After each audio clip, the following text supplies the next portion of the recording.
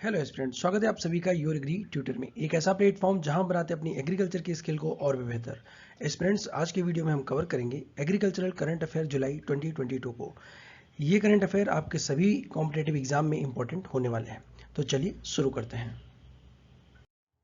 Which agriculture census was launched by Union Minister Narendra Singh Tomar on July 28, 2022? 28 जुलाई 2022 को नरेंद्र सिंह तोमर जी के द्वारा कौन सा एग्रीकल्चर सेंसस लॉन्च किया गया?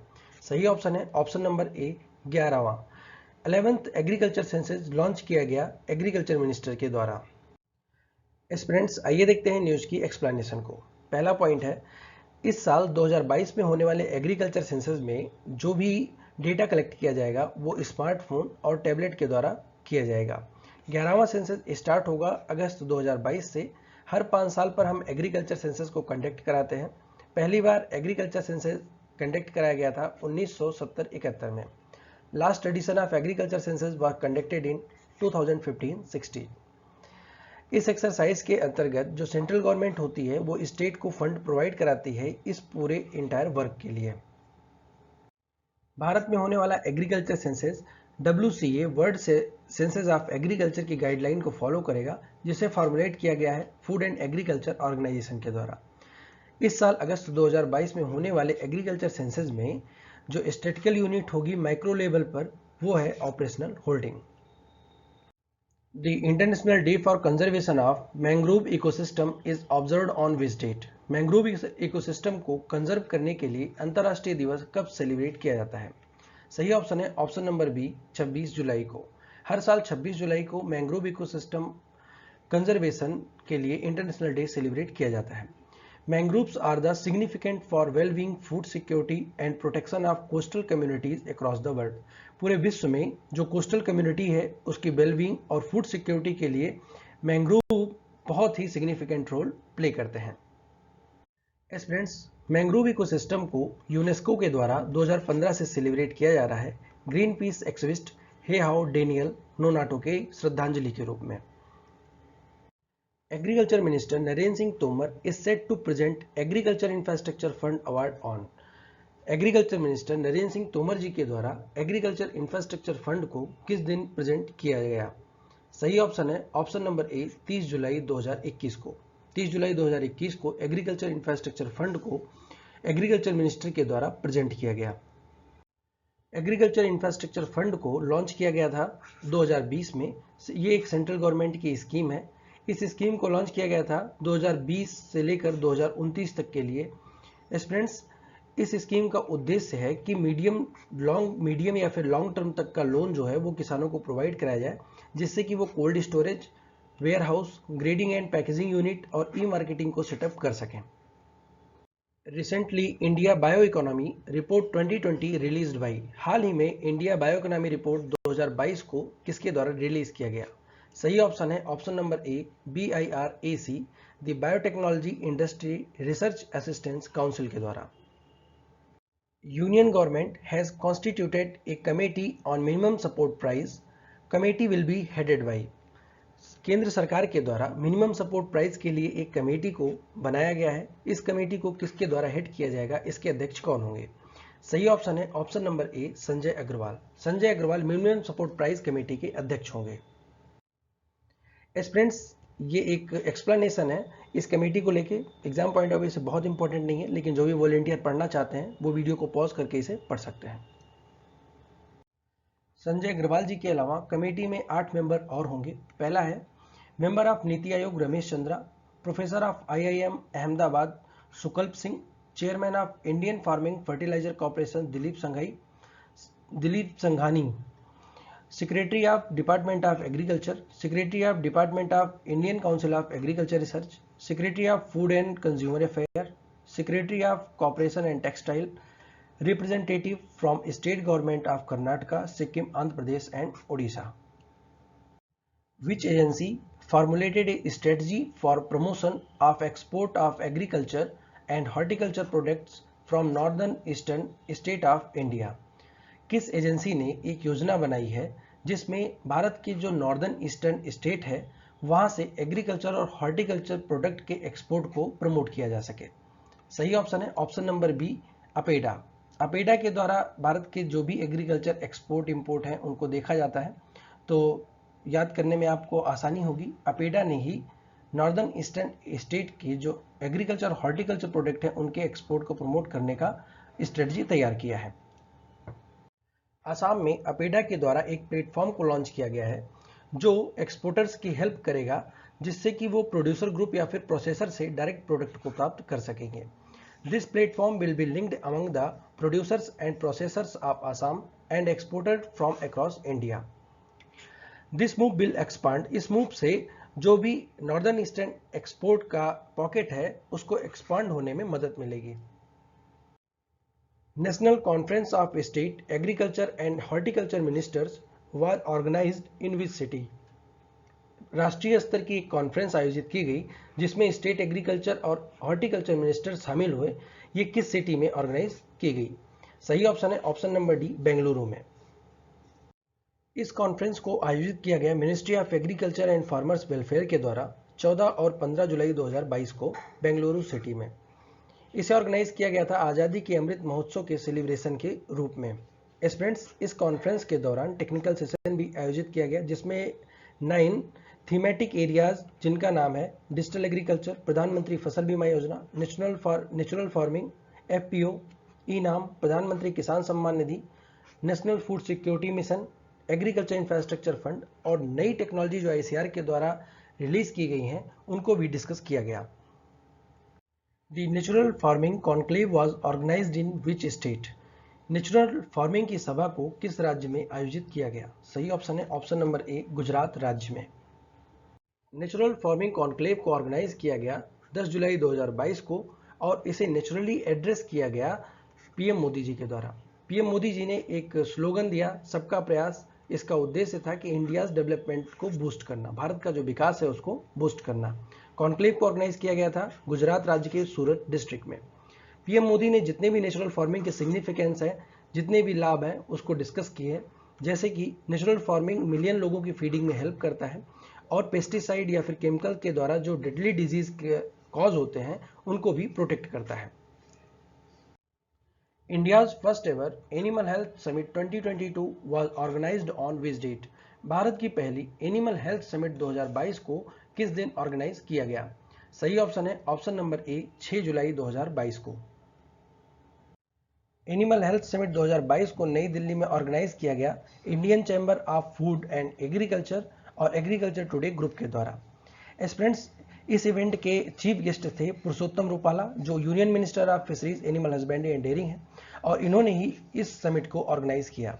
2 दिन तक चलने वाले इस इवेंट में animal health policy initiatives, business environment in animal health sector, investment opportunity in animal health sector के टॉपिक्स को भी डिस्कस किया गया। Bonn global biodiversity conclave is organized in. Bonn global biodiversity conclave को कहां पर ऑर्गेनाइज किया गया? सही ऑप्शन है ऑप्शन नंबर बी, जर्मनी में। बॉर्न ग्लोबल बायोडाइवर्सिटी कॉन्क्लेव को ऑर्गेनाइज किया गया बॉर्न, जर्मनी में। इसका मुख्य फोकस था sustainable use of wild species. Assessment on the sustainable use of wild species की रिपोर्ट को पब्लिश किया गया IPBES inter governmental science policy platform on biodiversity and ecosystem services के द्वारा। Hariyali Mahotsav was organized on July 8, 2022 event was held by. Hariyali Mahotsav जो 8 जुलाई 2022 को organize किया गया, इस इवेंट को किसके द्वारा हेल्ड किया गया? सही ऑप्शन है option number E, ministry of environment, forest and climate changes के द्वारा। हरियाली महोत्सव ऑर्गेनाइज किया गया 8 जुलाई 2022 को तालकटोरा स्टेडियम, नई दिल्ली में, ministry of environment, forest and climate changes के द्वारा। हरियाली महोत्सव ऑर्गेनाइज्ड अंडर आजादी का अमृत महोत्सव। इसका मुख्य उद्देश्य था rising awareness on significant of trees in sustaining the life of present generation as well as in secure the life of forthcoming generation. World zoonoses day is celebrated on which day across the world annually? पूरे विश्व में world zoonoses day को किस दिन celebrate किया जाता है? सही ऑप्शन है ऑप्शन नंबर सी, 6 जुलाई को। वर्ल्ड जूनोटिक डे को सेलिब्रेट किया जाता है कि जिससे लोगों में अवेयरनेस क्रिएट की जा सके इन्फेक्शियस डिजीज को लेकर, जिनको जूनोटिक डिजीज के नाम से जाना जाता है। It is celebrated in the honour of Louis Pasteur, जो एक फ्रेंच बायोलॉजिस्ट थे। In state ranking index for national food security act 2022, which state emerge as number 1 state in India. National food security act की state ranking index में भारत के किस राज्य की rank number 1 है? सही ऑप्शन है option number c, Orissa. Orissa राज्य नंबर 1 पर है नेशनल फूड सिक्योरिटी एक्ट की स्टेट रैंकिंग में। नेशनल फूड सिक्योरिटी एक्ट 2022 की स्टेट रैंकिंग इंडेक्स को रिलीज किया गया सेंट्रल गवर्नमेंट के द्वारा। Union food minister Piyush Goyal ji ने यह अनाउंसमेंट किया कि उड़ीसा भारत का पहला ऐसा राज्य है जो कि नेशनल फूड सिक्योरिटी एक्ट की स्टेट रैंकिंग इंडेक्स में नंबर 1 पर है। इंडेक्स स्कोर उड़ीसा राज्य का सबसे ज्यादा 0.836 है। उसके बाद नंबर 2 पर है उत्तर प्रदेश जिसका इंडेक्स स्कोर है 0.797। आंध्र प्रदेश तीसरे नंबर पर बना है और इसका इंडेक्स स्कोर है 0.794। यूपी मैंगो महोत्सव 2022 is being held in which city from July 4 to July 7। 4 जुलाई से लेकर 7 जुलाई तक चलने वाला उत्तर प्रदेश का मैंगो महोत्सव 2022 किस शहर में आयोजित किया गया? सही ऑप्शन है option number B, Lucknow. Union government का कहना है कि मेगा क्लस्टर ऑफ मैंगो के लिए अगले 5 वर्षों में 100 करोड़ रुपए स्पेंड किए जाएंगे और मेगा मैंगो क्लस्टर की जो टैगिंग होगी वो काकोरी ब्रांड नाम से की जाएगी। काकोरी ब्रांड नाम से इस टैगिंग को इसलिए किया जा रहा है कि जिससे कि काकोरी हत्याकांड में जो हमारे हीरोज थे जिनका नाम अशफाक उल्लाह खां और राम प्रसाद बिस्मिल था, उनको हम एक ट्रिब्यूट दे सकें। Kai chutney gets geographical indication for which state.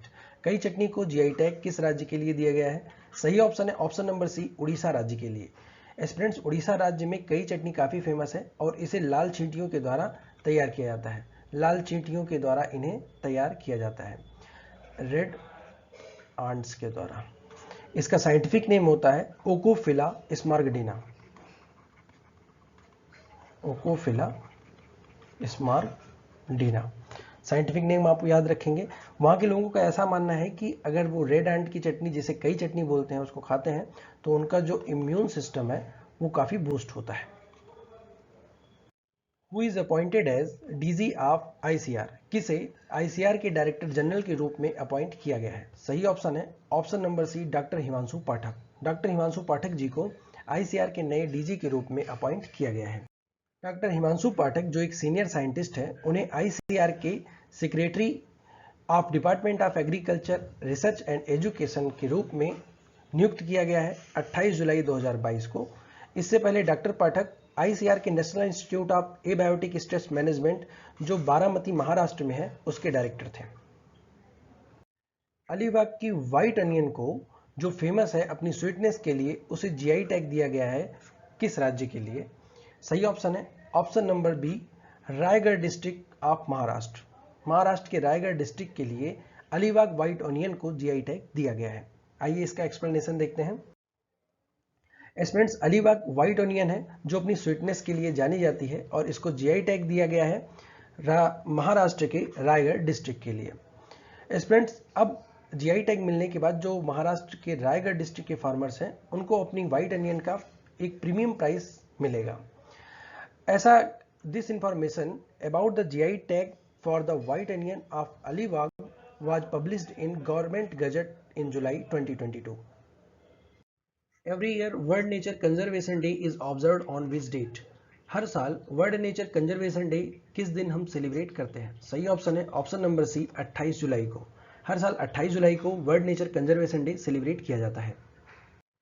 World nature conservation day को मनाने का उद्देश्य होता है कि लोगों में अवेयरनेस क्रिएट की जा सके regarding the preservation of nature and biodiversity for healthy environment, which is required for stable and prospering humankind.